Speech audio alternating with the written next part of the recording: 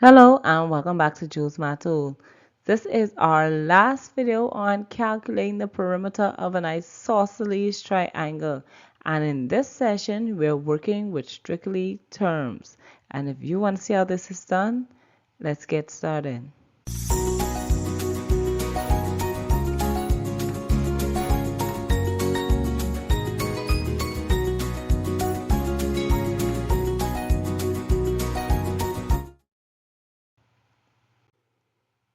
So in this question, we're calculating the measure of our unknown sides when we're working with terms. And as always, remember that your perimeter means that we are adding up the three sides of our triangle. And isosceles simply means that two of those sides are equal to the same amount. So let's get working out our question.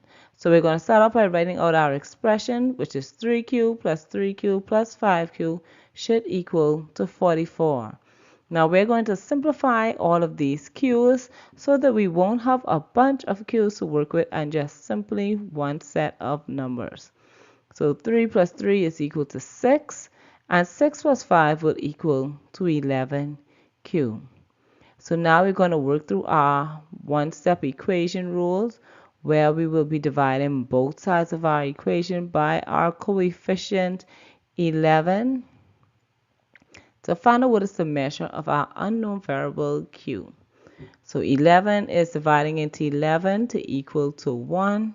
So that means on the left hand side of our equation we're left with just q.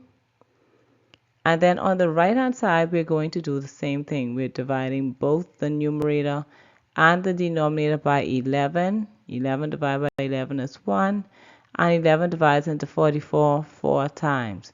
So for this equation, my q will be equal to 4 meters. Alright, so now let's calculate the measure of our unknown sides. So we said that q was equal to 4 meters. So we're going to begin by first working out our 3q. So 3q means that we have 3 being multiplied to 4, which will equal to 12 meters. Then we're going to work with our next side, which is 5q. And 5q means that 5 is being multiplied to 4, which will equal to 20 meters. And now, as always, we're going to perform that last and most important check. So let's perform our check by adding up our sides. So we know that 3q is equal to 12. This is also equal to 12, and then my 5q is equal to 20.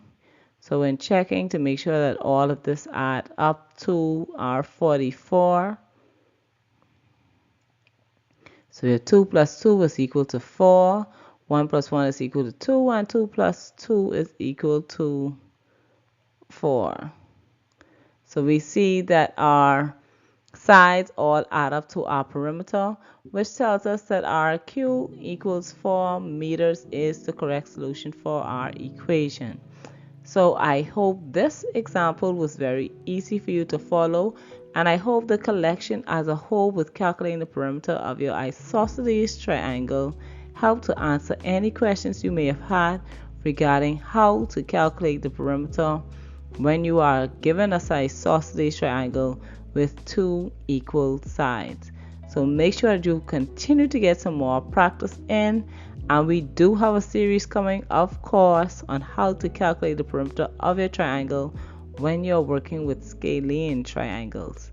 So make sure that you stay tuned for that, and we'll see you in another video right here on Choose My Tools, where math is made easy.